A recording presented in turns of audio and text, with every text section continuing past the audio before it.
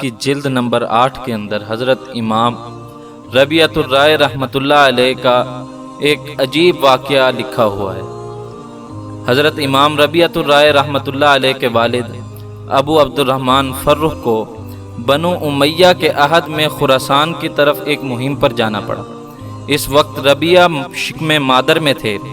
فروخ نے چلتے وقت اپنی بیوی کے پاس 23,000 دینار گھر کے اخراجات کے لیے چھوڑ دیے تھے۔ خراسان پہنچ کر کچھ ایسے اتفاقات پیش آئے کہ فروخ پورے 27 برس تک وطن واپس نہ آ سکے، اور ان کا وطن مدینہ تھا۔ ربیع کی والدہ نہایت روشن خیال اور عقل مند تھیں۔ ربیع سن شعور کو پہنچے تو انہوں نے ان کے لیے تعلیم کا اعلیٰ سے اعلیٰ انتظام کیا، اور اس سلسلہ میں جتنا روپیہ ان کے پاس تھا سب خرچ کر ڈالا۔ 27 برس کے بعد جب فروخ مدینہ واپس آئے تو اس شان سے کہ گھوڑے پر سوار تھے اور ہاتھ میں ایک نیزہ تھا، مکان پر پہنچ کر نیزے کی نوک سے دروازے کو کھٹکھٹایا۔ دستک سن کر ربیع دروازے پر آئے۔ باپ بیٹے آمنے سامنے، لیکن ایک دوسرے سے بالکل نہ آشنا تھے۔ نہ ربیع فروخ کو جانتے تھے، نہ فروخ ربیع کو جانتے تھے۔ ربیع نے فروخ کو اجنبی سمجھ کر کہا، یا عدو اللہ اتہجم علی منزلی، اے اللہ کے دشمن تو میرے مکان پر حملہ کرتا ہے؟ فقال لا، فروخ بولے نہیں، اور فروخ نے کہا، یا عدو اللہ انت رجل دخلت علی حرمتی، بلکہ اے اللہ کے دشمن تو میرے حرم میں داخل ہے، تو میرے حرم میں گھسا ہوا ہے۔ اس بات پر بات بڑھ گئی اور نوبت یہاں تک پہنچی کہ دونوں ایک دوسرے سے دست و گریبان ہو گئے۔ اس شور و گل اور ہنگامہ کی آواز سے آس پاس کے لوگ جمع ہوئے۔ چلتے چلاتے یہ خبر امام مالک بن انس رحمتہ اللہ علیہ کو بھی پہنچ گئی۔ اس وقت کے سب سے بڑے فقیہ اور سب سے بڑے عالم تھے۔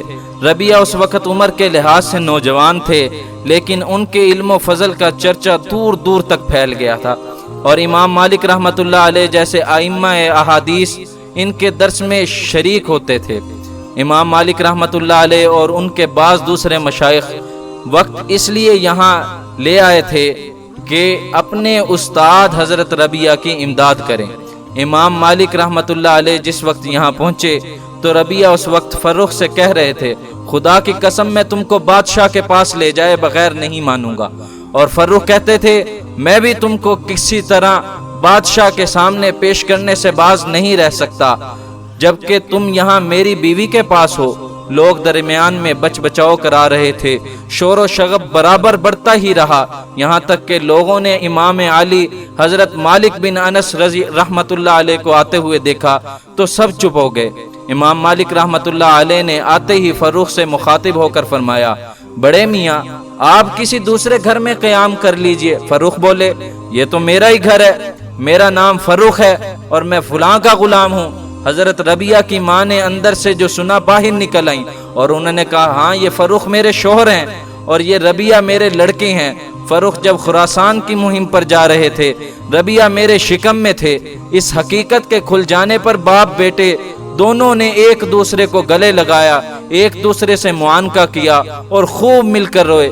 فروخ گھر میں داخل ہوئے اور بیوی سے ربیع کی طرف اشارہ کر کے پوچھا، یہ میرا لڑکا ہے؟ بیوی بولی، ہاں یہ تمہارا ہی لڑکا ہے۔ تھوڑی دیر کے بعد فروخ نے بیوی سے اس روپیہ کے متعلق دریافت کیا جو وہ خراسان جاتے ہوئے ان کو دے گئے تھے، اور کہا، چلو میرے ساتھ، یہ 4,000 دینار ہیں، یہاں یہ سب روپیہ حضرت ربیع رحمتہ اللہ علیہ کی تعلیم پر خرچ ہو چکا تھا۔ بیوی بولی، میں نے وہ مال دفن کر دیا ہے، چند روز میں نکال دوں گی، ابھی ایسی جلدی کیا ہے؟ معمول کے مطابق حضرت ربیع رحمتہ اللہ علیہ وقت پر مسجد میں تشریف لے گئے اور درس شروع کر دیا۔ حضرت امام مالک رحمتہ اللہ علیہ، حسن بن یزید رحمتہ اللہ علیہ، ابن ابی علی اور دوسرے آیان مدینہ شریک تھے۔ والدہ نے ربیع کے درس کا وقت پہچان کر فروخ سے کہا، جاؤ نماز مسجد نبوی میں پڑھنا۔ اب فروخ یہاں آئے، نماز پڑھی پھر انہوں نے دیکھا کہ درس حدیث کا ایک زبردست حلقہ قائم ہے، ان کو سننے کا شوق ہوا تو حلقہ کے قریب چلے گئے۔ لوگوں نے ان کو دیکھ کر راستہ دینا شروع کیا۔ حضرت ربیہ رحمتہ اللہ علیہ نے درس میں خلل پڑنے کے خیال سے سر جھکا لیا اور ایسے ہو گئے کہ گویا انہوں نے دیکھا ہی نہیں۔ فروخ اس حالت میں ان کو شناخت نہ کر سکے۔ لوگوں نے پوچھا من حاضر رجل، یہ آدمی کون ہے؟ فقالوا، پس انہوں نے کہا ھذا ربیعۃ ابن ابی عبد الرحمن، یہ ابو عبد الرحمن کا بیٹا ربیعہ ہے۔ ابو عبد الرحمن فروخ فرط مسرت سے بےتاب ہو گئے اور کہنے لگے اللہ تعالیٰ نے میرے بیٹے کا مرتبہ بلند کیا ہے۔ گھر واپس آئے تو بیوی سے بولے میں نے آج تمہارے بیٹے کو ایسی شان میں دیکھا کہ کسی صاحب علم و فقہ کو نہیں دیکھا۔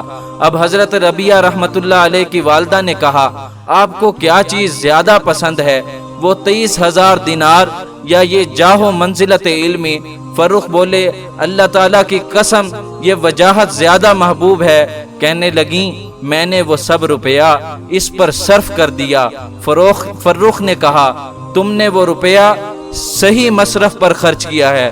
تو میرے دوستو، مال و دولت کی قیمت علم کے آگے کچھ بھی نہیں۔ جہاں علم ہو وہاں آپ سارا مال بھی خرچ کر دیں، وہ اللہ تعالیٰ کے راستے میں ہی خرچ ہوا شمار ہوگا۔ مزید اچھی ویڈیو کے لیے ہمارے چینل دا میسنجر آف اللہ کو سبسکرائب کریں اور ثواب کی نیت سے اس ویڈیو کو زیادہ سے زیادہ شیئر کریں۔ جزاک اللہ۔